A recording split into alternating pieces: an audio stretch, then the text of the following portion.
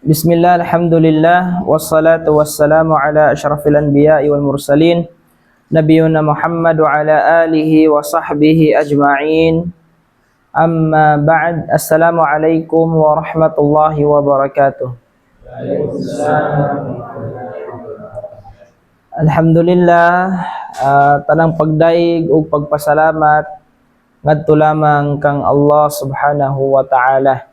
So karon nga gabi una ato ang ipadayon ang ato ang nasugdan nga topiko nga sa ani nga libro nga Ad-Durusul Yawmiyah, mga everyday lesson o everyday lecture.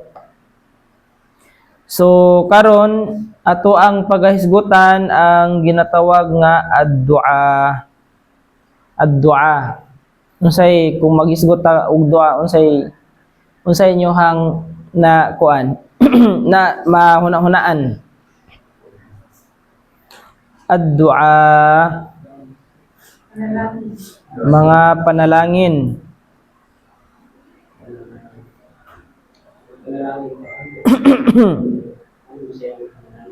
Mga pagampo, mga pagdaig, pwede na.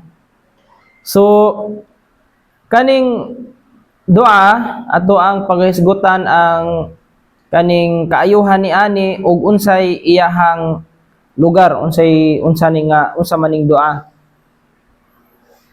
Si Allah subhanahu wa ta'ala ingon niya, wa qala rabbukum ud'uni astajib lakum innal ladzina yastakbiruna an ibadati sayadkhuluna jahannam dakhirin. Si Allah subhanahu wa ta'ala ingon siya nga, wa qala rabbukum ud'uni astajib lakum. Isulti o Muhammad, wa qala rabbukum, ingon si Allah subhanahu wa ta'ala, isulti o Muhammad nga pag kanang panalangin mo, pagdua mo, ingon si Allah subhanahu wa ta'ala, og kamo ako ang pagatubagon.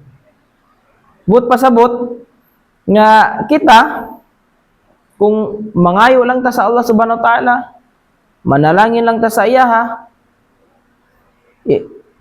kana tubagon ni Allah subhanahu wa ta'ala. Kay klaro man kayo sa giingon pa lang ni Allah subhanahu wa ta'ala nga ud'uni, pagdua mo gisugot ni Allah, ud'uni astajib lakum, og kamo ako ang pagadunggon.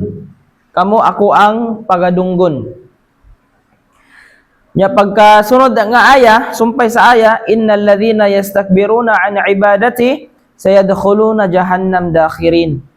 Nga sa pagkatinuod si kinsa man kadtong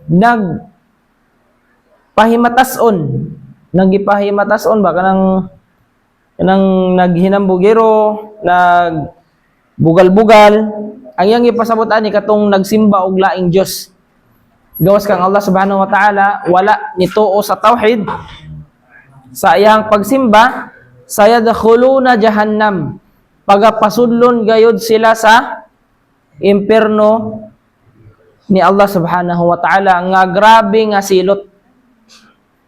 Subhanallah. So mao to nga gisugot ta ni Allah subhanahu wa ta'ala, dili gyud nato kalimtan nga gisugot ta ni Allah subhanahu wa ta'ala. Ang problema, magdua ta, mointa nga akong mga dua wala man gihatag ni Allah subhanahu wa ta'ala. So gikinahanglan nga dapat magsabar ang usa ka tawo, kay usahay kaning ato ang mga panalangin dili dunggo ni Allah subhanahu wa ta'ala tungod kay katungod gidua nimo, dili to makaayo sa imuha. Naay wisdom ug di gani ang imuhang dua dili para anang kalibutan na ug adto na nimo makuha sa pikas kinabuhi sa yaumul akhir. So maunay hikmah basin nagdua ka nga usa ka butang, pero kung makuha to nimo, ihatag ni Allah subhanahu wa ta'ala, makadaot diya sa imuha. Mao to nga dili ta magkuan sa tawag ni malungkot. Ayaw kaguol kung ang atong mga dua dili dawato ni wala pa gitubag gidungog ni Allah subhanahu wa ta'ala kay basin makadaot sa imuha. So dapat sa usa ka magtotoo sa isang mananampalataya kung gisugotan ni Allah subhanahu wa ta'ala nga pagdua, panalangin, pagampo og dunggon ni Allah subhanahu wa ta'ala mo pagampo, ya Allah tagay kog kwarta daghan. Pwede na siya. Pwede nga doa. Niingon pa gyud si Allah subhanahu wa ta'ala, wa idza sa'alaka 'ibadi 'anni fa inni qarib. Subhanallah. Ujibu da'wata da'an idza da'an. Ujibu da'wata da'i idza da'an. Ingon si Allah subhanahu wa ta'ala nga kung ang usa ka magtotoo nangayo sa ako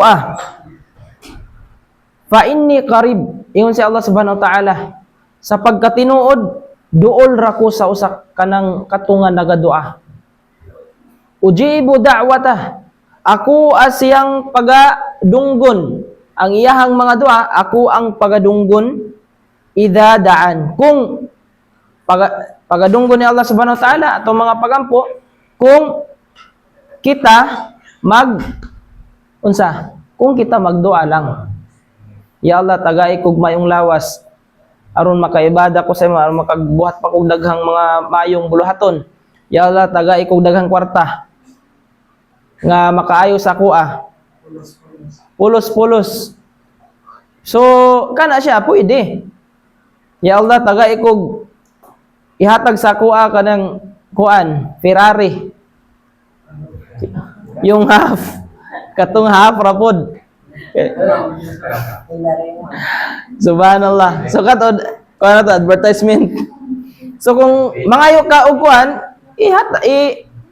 idua kang Allah subhanahu wa ta'ala. Ya Allah, tagay ko tanan, pwede pang dunya, pwede pang yamul akhir, mas maayo pang yamul akhir. Pang pikas kinabuhi. Ya Allah, tagay ko og kuan ingani, basta makaayo sa imuha, pwede. Kaya ningon si Allah subhanahu wa ta'ala,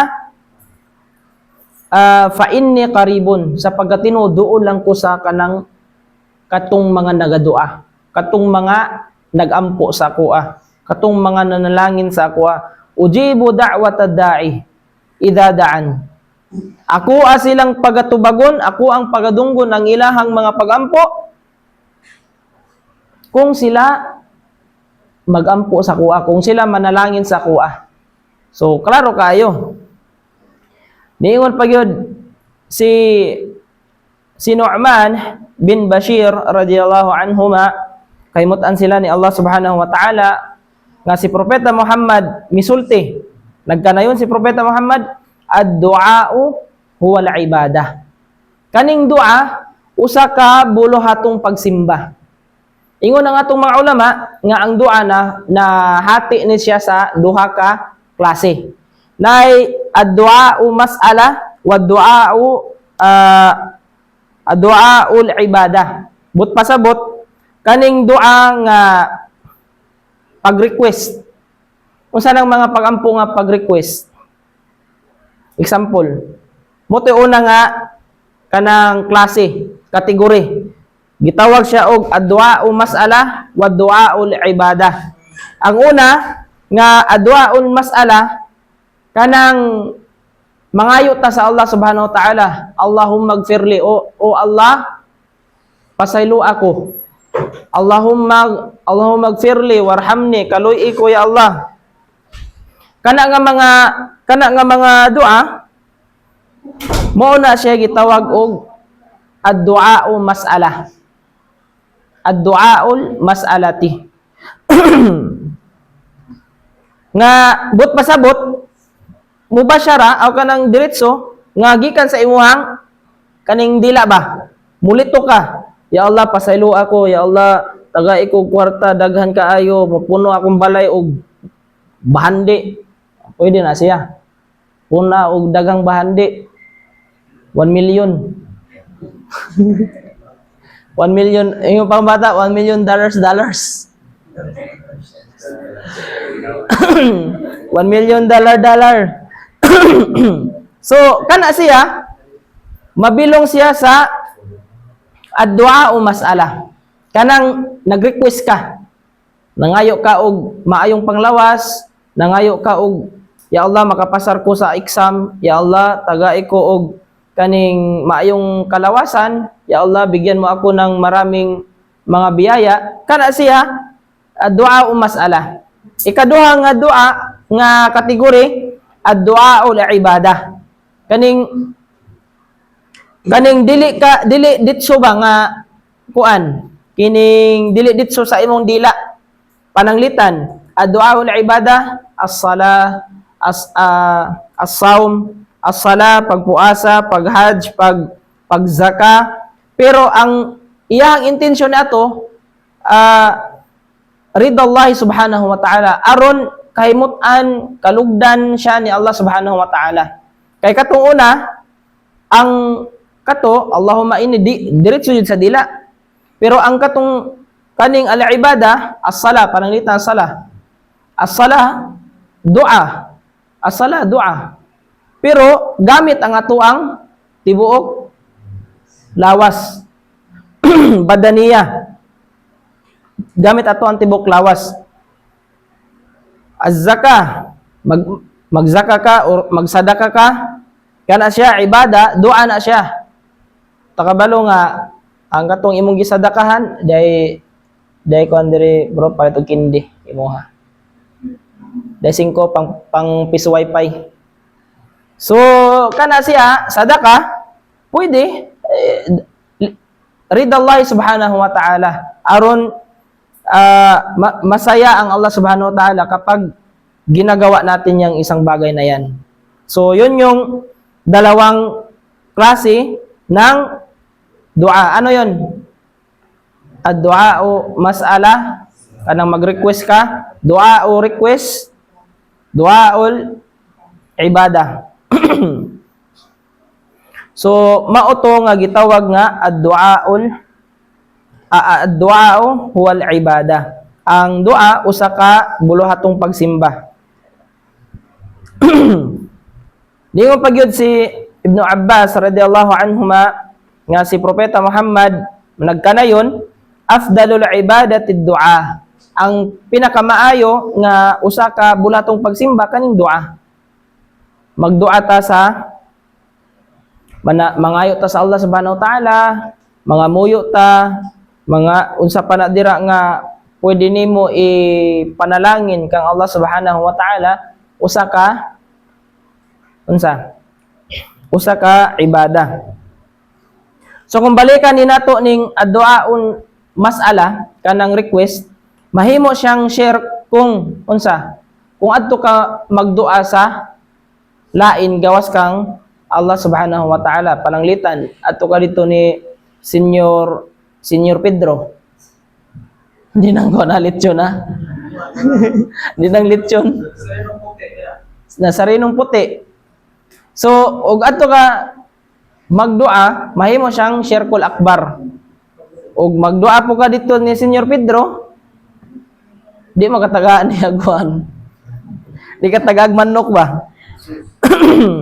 Pero din magsana ka na may mga sadaka ba niya? Magpadua ka. Magpadua? O, wala man siya problema. Kung pero given na tanan nga magingana nga mga bulahaton nga ibada, du'a gyud nato. Allahumma nahinat panta nga kasi kana magong sadaka, magsadaka ta, makapa wag tang og mga sala. Mabitaw na nga ang kapamilyahan ni Propeta Muhammad, bawal sila maghatag og sadaka. Kay ingon si propeta, kanang sadaka maunay mga hugaw sa mga tao. Hugaw na siya. Ita makasalanan man ta nga tao. So padaghanon nato ang sadaka para mawala ang ato ang sala. Kay kanang sadaka manggod, mao na siya magpa limpyo sa ato kani mga sala. Tanggalon niya. Mao na nga iyon si propeta sallallahu alaihi wasallam gibawalan niya iyang pamilya nga maghatag og sadaka. Kay ang katong nagasadaka mao to nga kuan. Pawala sa sala. Si propeta mao walay sala. Wala. Bawal sa magsadaka. Bawal siya magsadaka. Iya mangibawalan. Iya ganing gikaiktan nga nganong mohatag magsadaka nga ang sadaka hugaw na sa tao. Hugaw sa tao. So aron mawala ang ato ang mga sala, sadaka ta. Bahala ginagmay. Ingon pa gani ang propeta sallallahu alaihi wasallam, dapat padaghanon og sadaka ang mga babae. Kanang mga babae ba? Magpadaghan sila og sadaka. Kaya nga naman, kadaghanan sa impyerno, mga babae. Oh. Marami sa kababaihan na impyerno. Oh. Kaya kadaghanan mo sa babae, daghan sila mga kuan ba? Kaya katong Isra wal Mi'raj, gipakita man sa propeta, o gipakita ni Jibril alayhis salam dito ang impyerno. Naman dito ang dagang babae. Yung si Propeta Muhammad, pagpadaghan mo og sadaka. Babae sa buong mga Muslim. Di, mga babae jud, di, Muslim or dili. O sayo na lang, pagsukol og bana, di maghijab, grabe magmarites. Oh, isa lang na isang word lang, ting! Uy, kuan si, wala na, kunik-kunik na, antod maghapon. Oo, kaya ang ingon ang propeta, paramihin ang sadaka ng mga kababaihan. Yan yung, hindi ako nagsabi si Propeta Muhammad sallallahu alaihi wasallam. Na, yun nga. Pero, ang mga babae, madali lang po sa ilaha ang kaning paraiso. Pananglitan sa mga minyo, kung kuha nila ilahang bana, inom pa sila nga, unsa nga pintuan imong gusto, sudlan. Ginaliman ka na. Anong pintuan? Babor rayan, yung nasig pawasa, babol daghan. Papilion ka, nagapuasa siya, nagapuan. So, dali rapod sa ilaha ang kaning paraiso.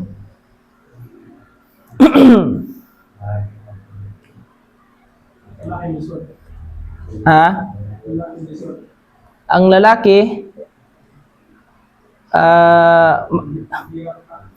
daghan pagbuhatonon.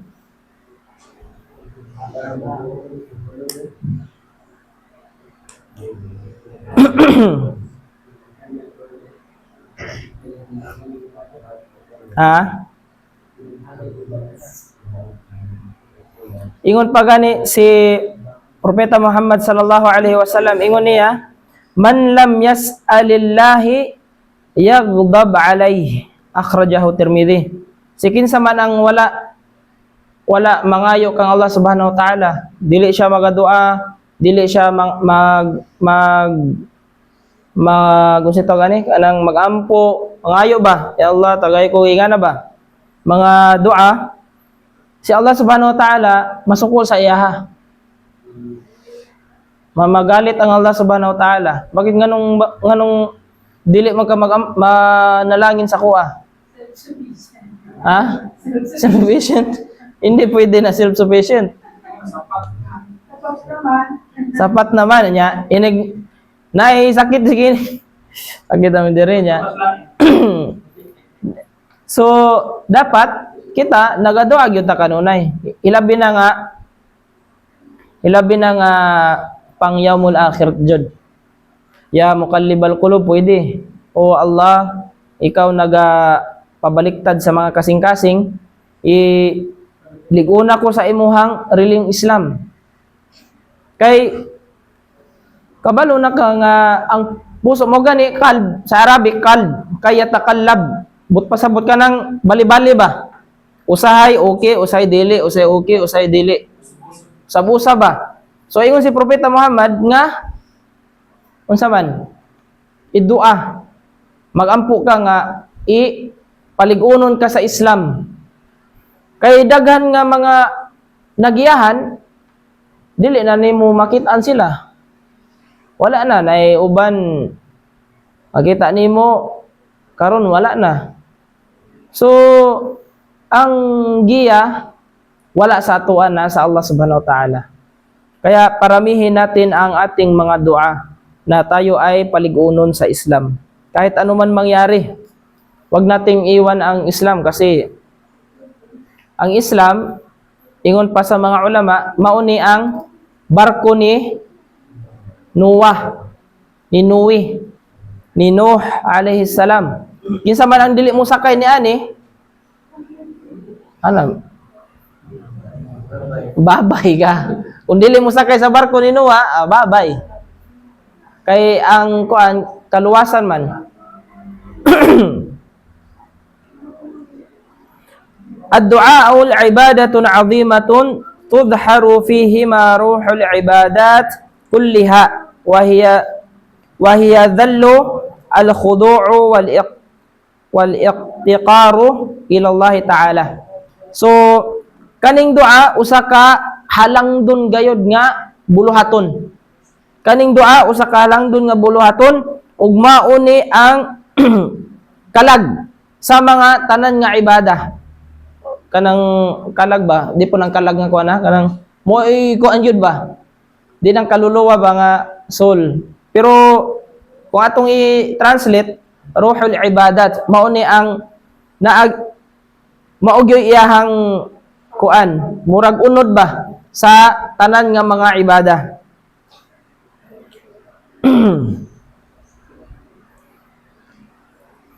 Unsay makuha nato aning topic?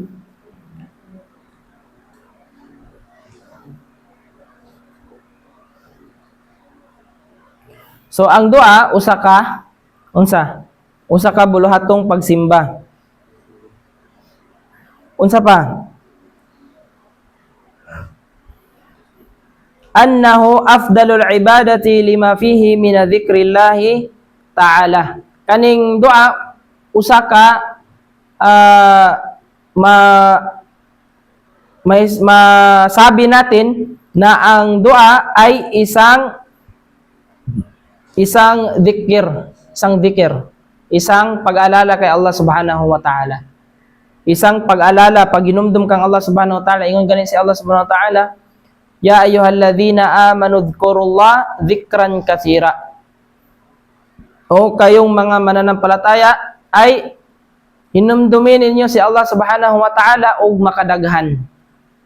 So dili lang ta makahinumdum sa Allah sa panahon nga nagkalisod ta, sa panahon nga naatay problema, sa panahon nga naatay gusto. So always nato nga ginadua si Allah subhanahu wa ta'ala, nagadua ta sa iya. Tanan sa kaayuhan ya Allah, paghuman og kaon alhamdulillah. Tanan magatsing alhamdulillah, bago mo sulod sa kuan, magdikir sa Allah subhanahu wa ta'ala, bago mo sulod sa balay, bago mo sulod sa CR, bago mo sulod sa masjid. Tanan dua. So ang dua usa sa mga bulaton nga paghinumdom kang Allah subhanahu wa ta'ala. Ug sigin sa man ang kanunay nagahinumdom kang Allah subhanahu wa ta'ala, malapit sa kanya, duol kay Allah subhanahu wa ta'ala, ug wala ug ang iyang puso unsa man buhay ang kanyang puso. Bakit? Dahil sa palaging pag-alala kay Allah subhanahu wa ta'ala, at yung patay ang kanyang puso, walang pag-alala kay Allah subhanahu wa ta'ala. Fi kulli hal, sa lahat ng sitwasyon, tayo ay mag-alala kay Allah subhanahu wa ta'ala. At anna du'a ibadatun la yajuzu sarfuha li ghairillahi subhanahu wa ta'ala.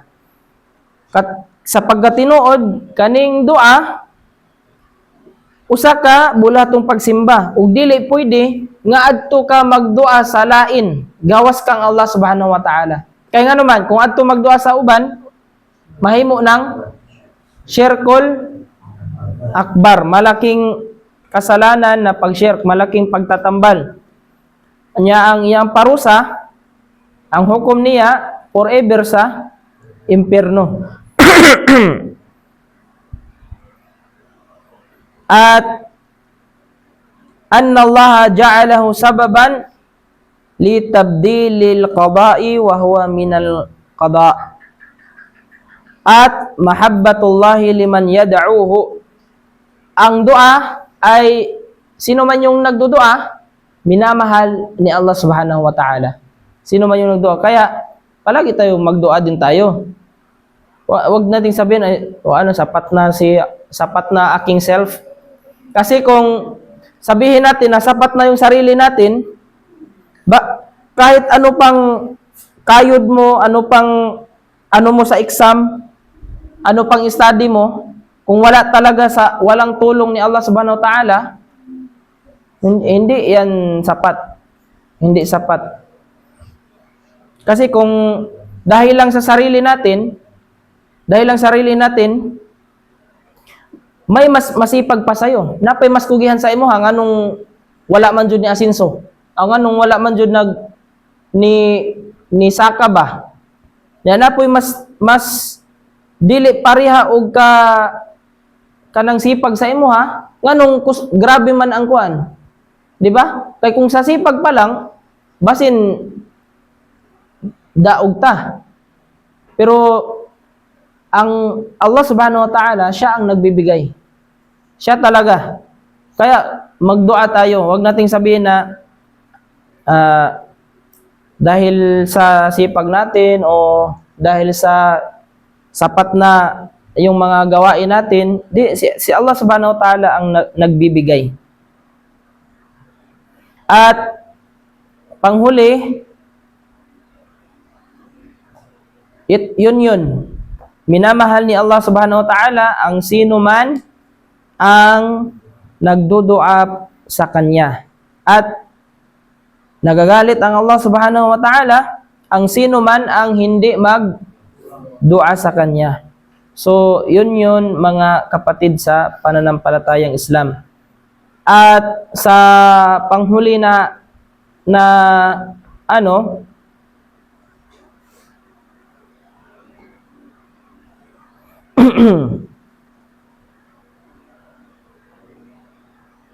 sabi ng Propeta Muhammad sallallahu alaihi wasallam, "Ma min 'abdin muslimin yad'u li akhihi bi dhahril ghaibi illa qala al malak walaka bimithlihi." Sino man, ingon si Propeta Muhammad, si kinsa man ang nagdua sa iyang igsuon, nagdua sa iyang igsuon nga kanang dili niya madungog ba, kanang wala siya pananglitan, gidua niya ang iyang kapatid sa pananampalatayang Islam na hindi niya alam. Ibig sabihin, hindi alam na dinudua mo siya. Sasabihin ng malaika, wala ka bimithli. At sa iyo rin. Halimbawa, nagdua ka ng kabutihan sa iyong kapatid, ya Allah, naway ito nagdua ka sa iyong sala or saan man, nagdua ka na, ya Allah, patawarin mo ang kapatid na ito, si Pulano, gabayan mo siya, bigyan mo siya ng mga biyaya. Sasabihin ng anghel, ug ikaw pod. At sa iyo rin. So, idua pug ka sa anghel nga ikaw pod ang tagaan ni ana. So, kung magdua ta og dautan, mingon pug anghel nga ug ikaw pod. Untag kadi di Pulano kani ano jud. Dautan, ingon pod ang anghel, wala ka bimithli og sa imo hapon. Allahu Akbar. Ha? Dili jud pwede nga kuan. Ustad na nagdudua, Pagdua sa di aminado man siya nga dili gyud. Aminado naman siya na hindi 'yun mainam na gawain talaga. Hindi yun mainam na gawain. Hindi na siya makakabuti sa ano. Wallahu alam kung meron ba na ganun. Kasi papasok 'yun sa ano eh. Papasok din 'yan sa akida. Papasok sa akida din. Yung waliul amar, pagsunod sa namumuno. Kung ano bang stand natin diyan. Pero may mga ulama nagsasabi na kung grabe na talaga yung ano, pwede kang Nagdua ba yun ni Moses? Hindi. Sino kayo nagdua niya? si kay Piraon. Kung sa ako. Kung grabe na talaga, halimbawa, inuusig na yung mga kamusliman, yun ay pwede na tayo. Pero, ano lang tayo, yung biridi lang ba? Hindi yung tayo yung mag-attack, pero tayo ang defense lang, depensa. So, yun nga, kung magdua tayo ng kabutihan, sasabihin ng malaika, wala ka bimisli at ikaw din. Sabi ng propeta. At kung masama din, sabi ng malaika, wala ka bimisli. At sa iyo rin. Kasi ang ano kasi dito, lidhahril ghaib. Ibig sabihin, hindi talaga alam. Hindi niya alam na pinagdudua mo. Hindi mo alam na pinagdudua mo siya. Hindi yung sabi, harap-harapan na ba, inatpanta nga makaasawa ka o upat. Hindi magsasabi ng malaika, wala ka at ikaw rin, hindi. Kasi ang hadith, lidhahril ghaib, ibig sabihin, hindi niya alam na pinagdudua mo siya. Anong hikmah? Kasi para maiwas sa riya, pakitang tao. Pakaroning nun ba? Maayo din, mabuting tao pala to kasi pinagdua ako. Pero sa puso niya, pakitang tao pala. So, yun yung hikmah, lidhahril ghaib. So, mas mainam, magdua tayo, hindi alam ng ating kapatid. Ya Allah, naway, pwede yun. Pwede yun na magdua. Sabi ng malaika, wala ka bimithli. So, hindi din ibig sabihin na, ay, hindi na pala ako pwede magdua na maraming nakakarinig kasi baka mahulog sa riya. Hindi din. Kasi, innamal a'malu binniyat. Kung ano talaga yung intention mo, doon ka bibigyan ng reward. Kung masama yung intention, doon ka hatulan. Kung masama ang intention, masama din ang iyong sulat din doon. Kung kung mabuti ang intention, mabuti din ang yung reward mo. So, palagi talaga natin na innamal a'malu binniyat. Ang lahat ng gawain ay naaayon sa intention. Kaya nga, palagi kong sinasabi na bago gumawa tayo ng mga ibada, tanong muna natin yung sarili natin. Bakit tayo nagpakahirap na gawin ito? Para saan? Para kanino? Para kanino ka bumabangon? Niskapi na. So, para kanino ka bumabangon?